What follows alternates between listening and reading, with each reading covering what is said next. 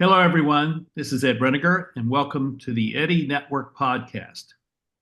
My guest today is Christian Miller, a philosophy professor at Wake Forest University in Winston-Salem, North Carolina. And welcome, Christian. And I'm glad that you're here. I've been kind of following you from afar for a number of years, and I'm impressed by the work that you're doing and the contributions to the world of philosophy that you're making. And so tell us a little bit about, what you're doing and particularly the kind of the focal point of your philosophy work that you're doing there at Wake Forest. So I've actually been interested in philosophy going all the way back to high school. I had a chance to take philosophy much earlier than most people do. I went to a local college nearby and took 3 classes with a professor named Dr. Bible. It's just a true story. He taught me introduction to philosophy. He taught me philosophy of religion. And he taught me philosophy of science. And so early on, I kind of got wind of this idea of philosophy, and I just fell in love with it. It was a chance to wrestle with the biggest questions of life. What is the meaning of life? Why are we here? Where does morality come from? Does God exist? Is there an afterlife? All these really, I thought, significant and important questions, and wrestle with it in a deep and interesting way. So I went on to college at Princeton, where I majored in philosophy with a focus on ethics. Then on to graduate school at Notre Dame, where I got my PhD, thinking about the foundations of morality. Where does morality come from? Is it objective? Is it merely a matter of opinion and socially constructed? And then from there, I went right to Wake Forest. So they needed a new professor in ethics. For some reason, they hired me. I don't know why. And I've been the beneficiary of that ever since for the last 20 years, working at Wake Forest, but with an important change. So I started working on that issue of the foundations of morality, kept going for my dissertation and publishing in that area, but then had said kind of everything I wanted to say and was looking for something new to work on. And that precipitated a shift in the direction of character and virtue. And this became the kind of really all-consuming topic of research for me for the last 15 years. So some of the issues are things like, what is it to be a good person? What is the definition of virtue? How do we tell whether people are virtuous or not? Are people today mostly good? Or perhaps are most people somewhere in the middle? How can we become better? How can we grow in our character and become better people? How does this all hook up with happiness and flourishing and living the good life? What does any of this ultimately matter in the end of the day? And so I've had a lot to say about that. I directed 3 projects in philosophy on the topic of character, funded by the Templeton Foundation. I've supported about 40 or 50 scholars all over the world for new research on character, funded their research. And I think one of the things I'm most proud of is that I've not only written a lot about character in the academic context, which tends to be kind of a little bit more obscure and jargon and a little bit harder to kind of grapple with, but I've tried to take some of this work and bring it to a larger audience, popular audience, which doesn't have to have any background in philosophy, doesn't have to have any background on the topic of character, but can benefit from some of the research we've been doing. And so my favorite contribution here is, since I know this is on video too, I'm going to go grab it. In my office is this book here called The Character Gap. How good are we? I have a copy. Great. Which tries to distill a lot of my thinking about character into a kind of manageable, bite-sized book and bring it to a larger audience.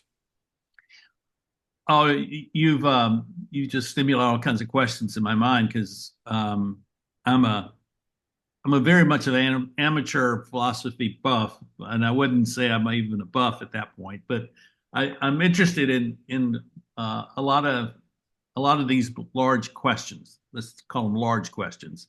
So the character gap, define what that is. What is that between? If there's a gap, there's between 2 things there, right? So what are we talking That's about? right. So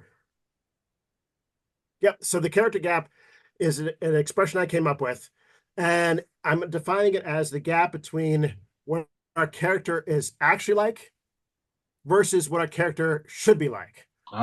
So as a matter of fact, my character, I think, is probably a mixed bag. It's not great. But I shouldn't rest content with that. I shouldn't say, okay, this is what my character is actually like, and that's just like the end of the story, and I'm not going to do anything about it. I should recognize that there's a excellent form of character, what we call a virtuous character. And that is a character that consists of virtues like honesty, integrity, compassion, justice, generosity, courage, fortitude, and the like. And that's what I should be striving towards. I should try to bring my actual character up to the level of an excellent character, as opposed to bringing the standard down to what my character, in fact, is. So I want to shrink the gap between my actual character and an excellent character, not by reducing the standards, but by elevating my actual character to make it better. What are the Another way to get at the yeah, go ahead. Sorry, one last thought. Since we've got video here, the cover of the book tries to reflect this. So on the cover of the book, you see a spectrum.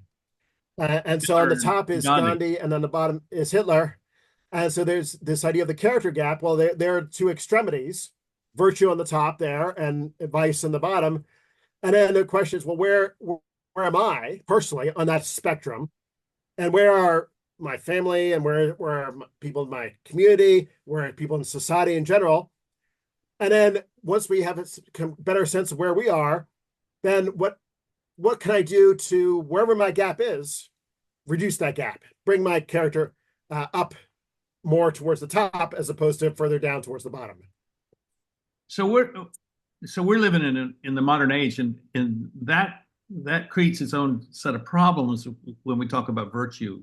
And so what are the challenges that, if we want to live a virtuous life, what are the things that we have to overcome, say, in society at large, in order for the conditions for virtue to become widely experienced?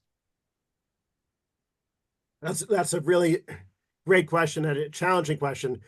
I think there's so many things we could say about this. So one, I mean, I'll start with one thing. One is just a kind of increased familiarity with these ideas in the first place. Mm-hmm. So the idea of character is a bit dated. It was a notion that was more popular and more kind of accepted in society, I would say about 50 to 100 years ago. And these days, you don't hear as much about it, especially amongst younger generations. And when we started getting into particular character traits, like, what does integrity look like, or what does honesty look like, or what does generosity look like, I don't think there's as much familiarity as there used to be. So just, first of all, I think to be conducive to promoting character, we have to have some kind of literacy, familiarity with these ideas and what we're even talking about in the first place. I think another thing would be to have really helpful role models and exemplars of good character. So it's one thing to talk about this in an academic context, but that can seem kind of artificial and otherworldly. But it's another thing to actually see in front of us, whether it may be literally a neighbor or a friend or family member, or someone who's prominent in society, or if we have to go back in history, historical figures or literary examples, because those people are concrete and are grounded, and we can look at their lives and be not just cognitively or intellectually interested, but we can be emotionally inspired by them. So I'll make that a little bit more tangible. I can take someone like, Abraham Lincoln, and I can study his life, and I can be moved by how honest he was. And I can not just intellectually, but emotionally stimulate in me admiration and a desire to become more like him. Right. In my own personal life with respect to honesty. So second thing then would be to have people in our lives, wherever they might be, who can serve that exemplary function. And then I guess I'll say one more thing, which is to be mindful of some of the pitfalls and dangers that are out there with respect to good character. These are, I would say, technology is going to be one area where there are going to be lots of dangers here. Whether that's, I'm thinking of things like, as a professor, I'm thinking of ways in which it's very easy to cheat these days academically. Mm-hmm. I'm thinking of how the internet fosters a culture of infidelity. I'm thinking of the ways in which it's easy to lose focus on the truth and care a lot more about your social status, celebrity, and reputation. Whether that's in a political context or whether that's just in a kind of social media context, when you're thinking about making good impression on other people, whether that's Instagram, TikTok, and the like. So I would have a kind of cautionary tale to tell about some of the dangers of technology these days in facilitating a path, not of virtue, but at least away from virtue. Yeah. So those are three things that come to mind. Now, I'm sure I can think of more, but that's a very rich question. Well, let me put it in a different context. 4.5 years ago, almost 5 years ago, I was in Africa. I'm a leadership guy. I was doing some leadership training, and I gave some presentation to some business groups. And in one of the groups, I gave my little presentation, and then afterwards, one of the people at the meeting wanted to know, well, what should we do about corruption in government?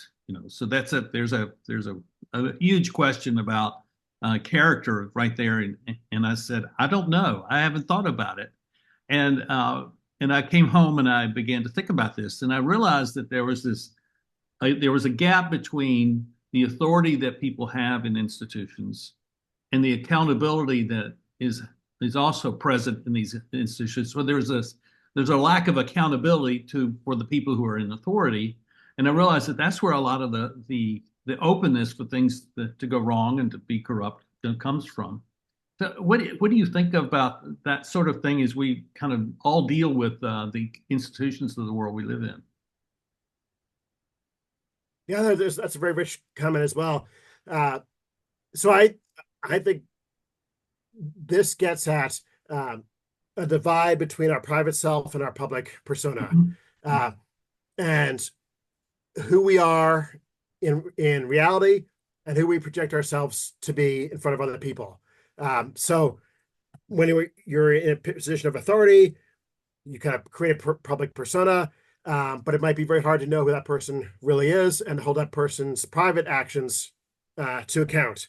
So this kind of also reminds me of an expression from the character literature, which is that your true character is who you are when no one's looking. That really displays who you actually are.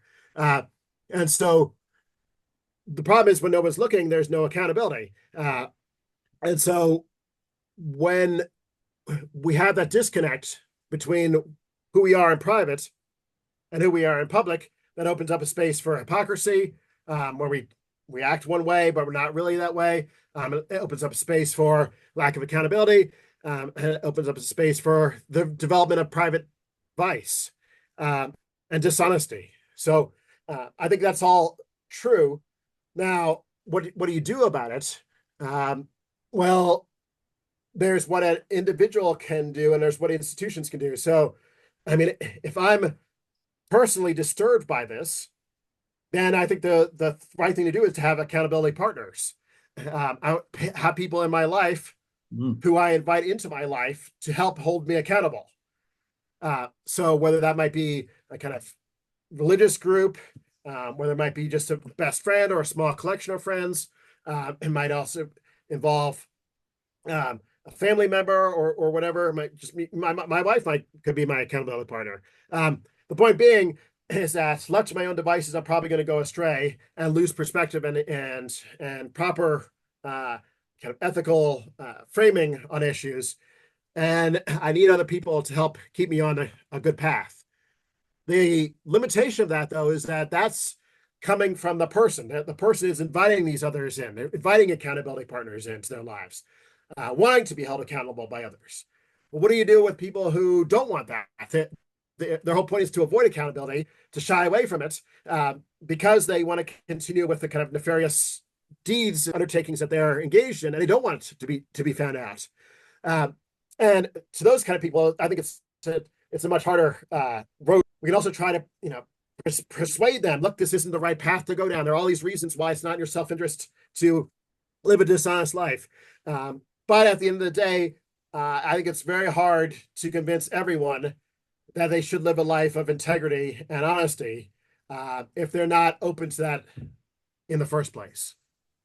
Well, so let me obviously, Christian, I have a lot of questions, and one of my questions is that's what my life is about. When you were at Notre Dame, were you a student of Alex McIntyre's? I was. So for listeners who aren't as familiar with him, he's one of the giants of Western ethics. Yeah. In philosophy, in the last 50 years. So there's a whole movement in Western ethics called virtue ethics. Mm-hmm. And that goes all the way back to Plato and Aristotle. And it kind of died out for a while. And then it was revitalized in the 1980s. And one of the main, if not the main person responsible for revitalizing virtue ethics is Alasdair MacIntyre in his 1981 book called After Virtue.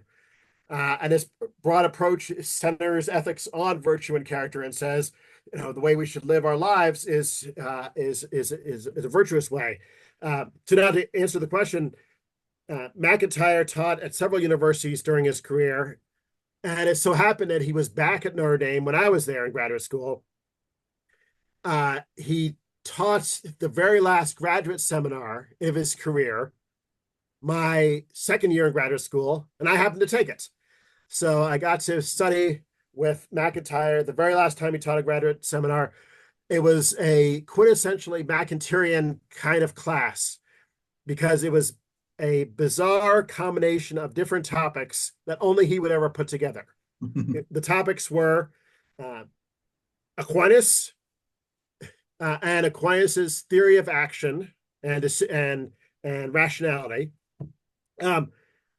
Lacan and psychoanalysis, and economic decision theory. Oh my. So you've got Aquinas, you've got psychoanalysis, and you've got decision theory, basically economic rationality, all together smushed into this one class. And he had a story to tell whereby it all made sense, comparing and contrasting their virtues and vices. And of course, Aquinas emerges as the winner. Right. But he was one of the two greatest teachers I had in graduate school. Regardless of the subject matter, he was just as a teacher, he was one of the two best I had, and by far the most intimidating and scariest teacher I ever had. He was not to be messed with, and we did not mess with him because he was very, very intimidating. Well, he had a huge effect on me back in the 90s. I read his stuff in the 90s, and and it kind of shaped my understanding of ancient philosophy. Kind of turned me into an Aristotle fan. I would not say I'm an expert in any of this, and it also gave me a kind of a ground for about a dozen years ago to kind of venture off into studying, the French postmodernists and post-structuralists, and Christian. I didn't take any of this stuff in college, and even in seminary, this was not stuff that So I was trying to pick this stuff up on my own, and are you familiar with James K. Smith, Jamie Smith? You know him? Yes, he's a friend. Yes. Yep. Well, I was at a conference with him. Oh, I think it must have been 2011, 2012, and he was talking about postmodern thought, and this is my first introduction. I said, "Oh, this is really interesting. I don't know anything about this," and so I go to a bookstore, a week or so later, and I'm looking at the bookshelves, and I pull off a book of Jean Baudrillard, and I buy it, and Depends, and it Yikes. was probably the worst of all the books to buy of his, because I first read the first 50 pages 5 times. I said, I don't understand this. This is doesn't make any sense to me. And then all of a sudden I realized, oh, he's not advocating for something. He's simply describing something. And then when I realized he's describing something, all of a sudden it all kind of came together, and I began to see this landscape of the modern postmodern thought in opposition or in contrast to the ancient world. And then I think, oh, this is really an interesting place to kind of sit down roots for a while. So so I'm still Well, learning. I'm still you're learning. to be commended. You're to be commended for that because you've done more than I have. So there, this is a territory I've not ventured into by choice because I find it very, very hard to understand, and the amount of investment I have to make into it to get much out of it, I don't have the time to make. Uh, Well, what they're not. I They are. philosophy is an extraordinarily big. Go Yes. ahead. Well, it's not. They're not very oriented around virtue, for one, and No, no, no, no. it's a totally different. But what it did for me was help me make sense of why things are the way they are today, and how to Mhm. push back against that. Or Baudrillard would say, how do we reverse this? He doesn't say, Mhm. he speaks of kind of these actions of reversal. And I said, oh, that makes sense. It's like, I guess another way of putting it is, what I realized is that there were a lot of critics, and the critics were very clear about what they were criticizing, but what they were advocating as the solution never made sense. And that gap, there's a Mhm. gap there between the critic and the advocate, and that's where a lot of our problems are. Is the solutions that have been advocated don't work. And I think it's because of the world that you live in, which is that world of virtue. It's never really emphasized or advocated for, or even spoken about in terms as practical. And okay, this is how we can live a virtuous life, and have a virtuous community, and that sort of thing. So that's why I think what you're doing is really important. Well, thank you. I, I think I'm going to have trouble if I ever do venture into that world because I come, I would come at it with larger worldview considerations that Yeah. are probably antithetical to what they're going to be thinking. So, my kind of bedrock assumptions are things like, there is an objective world out there. Yeah. There are objective truths out there. There's objective morality that we do not invent ourselves, but that we are held to standards not of our own making that we're expected to follow. Um, Truth is a matter of correspondence to reality. There's more to life than just this material world, this physical world. So kind of all down the line, you check one box after another. I think I'm going to not find a very comfortable home. But you're right; it's useful for the purposes of diagnosis and understanding, cultural understanding, and things like that. But at the end of the day, I probably will not be very happy with what I find. Well, I totally agree with you. I don't find it very satisfying, but it helps me to have a context for understanding. I agree with you. I'm very much a person who believes that reality is what exists, and we live in that reality, and our consciousness is really our engagement with that reality, and that's where we learn and we grow, and we figure out how we That's how right. we live Yep. our lives. And so tell okay, I want to shift a little bit to students in the time we have left. So you have some really sharp students at Wake. They attract some of the best students in the land, and I'm For wondering sure. how they react to the things that you're talking about. What do they think about virtue as something which they can, in a sense, commit their life to? That this is something I want to develop in my life, and see how that functions as they mature and go forward. Sure. Sure. Sure. Sure. So, uh, let me give you some larger context and maybe mention a couple of courses I teach, and then I'll Great. speak specifically to virtue. Uh, so I teach at the introductory level, an introduction to philosophy class, and then I teach at the upper division level to philosophy majors, an ethics course where we look at different ethical theories, a philosophy of Christianity course, which is, as its name suggests, a course specifically on the tenets of Christianity. And I also teach a virtue and character course. So the subject matter is quite different. At the introductory level, when I'm doing introduction to philosophy, I actually don't get into virtue much at all. We go through standard topics like arguments for the existence of God, arguments against the existence of God, the nature of personal identity. Is there an afterlife? What is the meaning of life? Objective morality. I present both sides of the debates we're having without ever weighing in myself where I stand. So if I'm doing my job well, students will come out of that class not knowing whether I believe in moral relativism or moral objectivism, for example, because I'm not trying to indoctrinate them into one of the views. I'm trying to present them with the different options, let them assess the arguments and evidence for themselves and make up their own minds. Now, speaking more specifically to your question about virtue, that really enters into the virtue and character course, not surprisingly. And that kind of course, here's where I'm ultimately going to go. I'm going to answer your question by getting to the final paper, but let me build up to the final paper. So in that course, we have a unit on what is virtue and character. What are we even talking about? What do we mean by these things? Yeah. And why are they important? We have a unit on how are we doing today? How good are people? What does psychology tell us? We're looking at some psychological research. We have a unit on individual virtues and vices.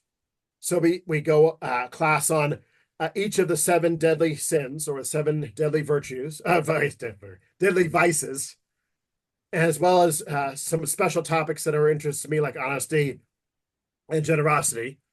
And then a final unit on how can we grow and improve our characters and become better? What strategies can we adopt in our lives?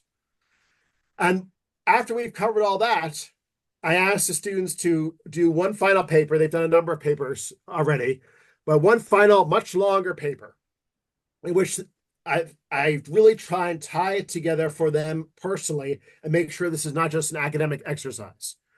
And so in this paper, I asked them this.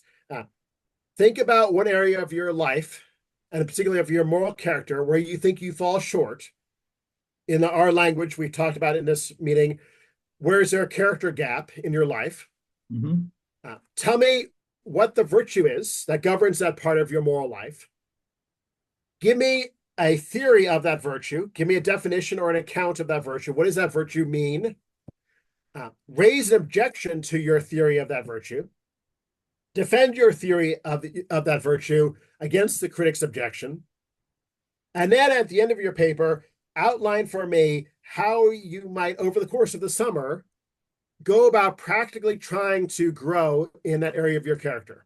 Give me a concrete strategy that you're going to employ that's going to, if you do employ it, and I'm not going to, of course, ever check it in on you or ask you later, but if you do choose to employ it, will bring about some character growth in this area of your life. And so that's the assignment. And it's a challenging assignment. It requires them to take the material, but make it personal and introspective and look into their own hearts and say, yeah, I have trouble with patience, or I have trouble with self-control, or I have trouble with being compassionate towards strangers, whatever it might be. And then tell me what needs to happen. What virtue should we aim for? But ultimately, what needs to happen practically to become better? And I love this paper. They seem to really respond well to it. They tell me that this was a really important exercise for them. And many of them will even tell me later on, I actually tried it. I tried the strategy and I saw some improvement. Something wasn't just an academic exercise, made a difference. Yeah, that's what I like the way you describe that, because if they were to take that as a tool for the way they manage their lives, they could be 45 years old, 60 years old, and then still applying that and being able to make really good decisions about their lives. And it would help them to actually also have perspective on what's going on outside of them, in the world that they're a part of. I think that's really fantastic. I like that. No, thank you. I don't want to be too optimistic. I mean, I think some of them, it's kind of one and done. They do Right. the paper and then it's time to move on. If I can at least get some carryover into the summer after, or the following year, I'll be thrilled. If it happens to be something they even take with them after Wake Forest, wow, that's just golden. So Do you find that there's interest in what you're doing outside of academia, outside of your teaching? absolutely. I I wouldn't say that there would not be perhaps as much interest unless I tried to make the material accessible for a larger audience. Uh-huh. Uh, so it's not that a larger audience is going to discover the academic books and dive into the academic books. Rather, I wrote the popular book. I've written a lot of popular pieces for New York Times, Wall Street Journals, other Forbes. I have a regular column in Forbes. So I do that kind of stuff to bring the ideas to the larger audience. And overall, the response has been extraordinarily positive. So the book was reviewed well. I get a lot of good responses to the popular pieces. Uh, the No, that's not always the case, though, I have to say. Sometimes they get pushback. Sometimes I get some challenges, but everyone does. Whenever you're doing popular writing, you're always going to get a kind of diversity of responses. What I'm looking for is what's the average level? What's the kind of overall tenor of the responses? And I would say it's been quite popular, quite positive. Especially since what I'm trying to do is make it accessible. Right. So that it would be a real failure in my mind if people were saying this might have been interesting, but I just couldn't follow it, or it got too jargony or got too academic, and I lost interest. That would be a real shame in my mind. So, and Yeah. thankfully, I haven't heard that too much. Well, that's to your credit. And So, anyone who's interested, you can go. I have a website, christianbmiller.com. You can has all kinds of popular stuff on there. You can go check it out. well, we'll put that in the show notes. I want to ask one more question, and I like to ask this question of my guests because it's we live in very trying times, as I think we all know. But I'm curious as to what you see as what is your hope for the future? How do you see that unfolding in some manner? Oh boy, you ask really hard questions. You don't give me softballs. Well, I trust that you are a deep thinker and very much engaged. I'm not worried about you not being able to answer them, because it's interesting. Well, let me just say this: it is interesting to ask that of people because what it does, if I may say this, um, it asks them to put aside some kind of negative or pessimistic perspective and say, what is it I actually believe in? What is I hope for? And that's really what I'm trying to get at. And then that becomes something that can be affirmed with them and supported in where they go with their life. And that's kind of why I'm asking the question of people. Yeah, that's good. So I, this is a question I've actually not thought much about. So I'll say some things, but they're a little bit off the cuff in terms of just kind of spur of the moment. I mean, in one sense, hope for the future. The future has to include, in my mind, not just the future on this life, but a future in another life. Mm-hmm. So there's the kind of hope for the ultimate future, and that, of course, I think is very hopeful, because I think the ultimate future is going to be one of tremendous joy and fulfillment and virtue. Um, as far as hope in this life for the future, say of our society, um, there I kind of tend to knee jerk lean more pessimist, Mm-hmm. because I study character change over time. And I don't see a lot of trends in the positive direction when it comes to character. Yeah. Uh, and I see kind of a gradual erosion there. Um, Maybe what I would come to mind would be kind of pockets of resistance where there's kind of pushback against larger trends. So I do see pockets of in education where people are very serious about character education, for example. Hmm. Um, so uh, I'm hopeful for movements which are trying to restore character education to middle school, high school, and even college curriculum and extracurricular activities, and take that very seriously, not just make it a kind of marketing ploy or a kind of reputational matter, but be genuinely intentional about it. For example, even here at Wake Forest, we have what's called the Program for Leadership and Character, which has established itself, I think, as the leading center for work on character, promoting character at the collegiate level, at the college level in the Yeah. country. And they're expanding and doing really good work and funding all kinds of other schools to grow their character-based education programs all over the country. So they're spending about $30 million, giving out about $30 million to other programs around the country to strengthen what they're doing. So I'll sum it up then by saying I am encouraged by kind of pockets of resistance, maybe not resistance, but pockets of uh, renewal and emphasis on character, which kind of trying to push back against other forces. And may they be strengthened and continue to do good work. That's fantastic, and I totally agree with you, and it aligns with what I've seen. I've been a organizational consultant, leadership consultant for almost 30 years, and one of the things I began to see was the separation between the leadership class, as we might call it, and all the other people in an organization. And what I began to see is that the people at the leadership level were having really difficult time, let's just say, being virtuous. But the people at the bottom, the lower echelons, they're, and this is the phrase that I came up with because it really describes it, that there is a persistent residual culture of values that persist because it resides in the relationships of the people. And I see that in places where I go. And if you talk to a waitress or you talk to someone in a store, talk to someone, who, like as a janitor, you see that sense of commitment to the institution.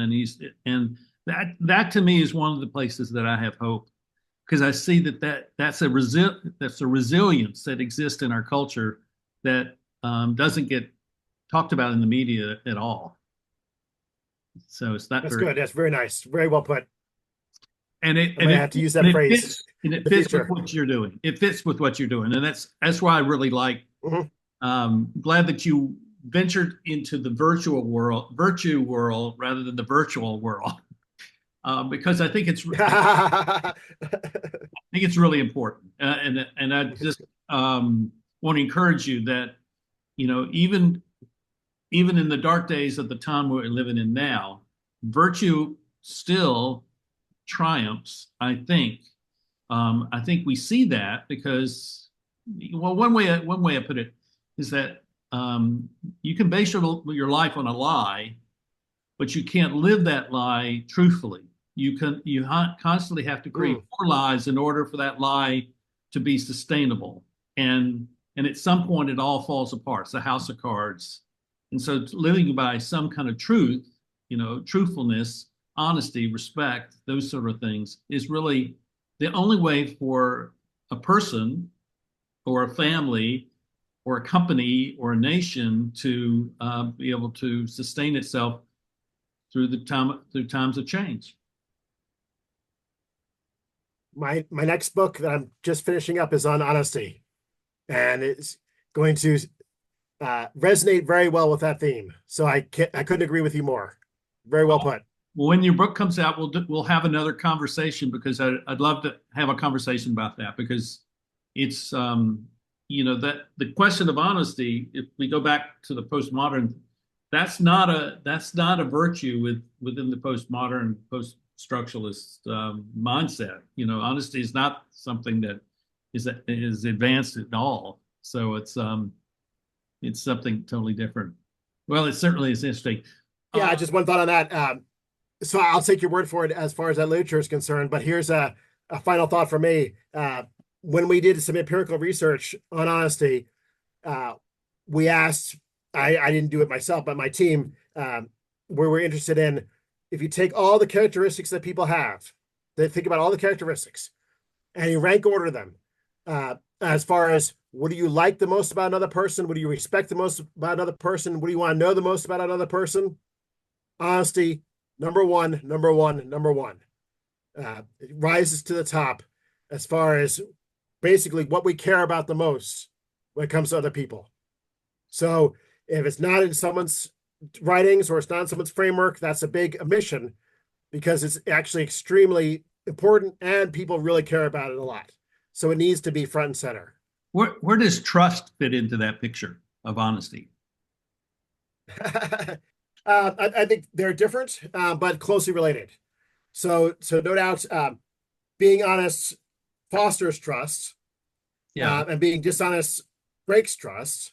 But So, I don't think I don't think they're identical. right. So they're causally related. They're in a tight interconnected web. And so, of course, if you live in a society which there's lots of rampant dishonesty, there's not going to be any trust among people. So, yeah, I think that needs to be factored into it. Integrity needs to be factored into as well. Yeah. I see Sorry, trust as an cut you off. outcome. I see trust as an outcome, and it Yeah. doesn't stand alone. Yeah, that's the way to put it. To action, and it's connected to respect and honesty and those sort of things. So it's Yeah, that's a nice way to put it. Yeah. So, For sure. well, I'm glad to know you finally after we've had a couple of interactions, small interactions over the years, and but now we're finally actually having a talk, and since we're living in the same town now, I'd love to get together and have a cup of coffee with you sometime when you have some time, and we can talk some more about these great topics. And so I appreciate the work that you're doing, and thank you for making my community a better place because of the work you're doing. Well, thank you so much for having me on your show. You ask wonderful questions, and I hope this is just the beginning of future conversations. I'm sure it will be. And we'll see you soon, Christian. And thank you all for watching. Please sign up and hit the like button. And if you have a question or a comment, please offer it, and we'll certainly be glad to interact with you on this. And so until then, we'll see you next time here on the Eddie Network Podcast.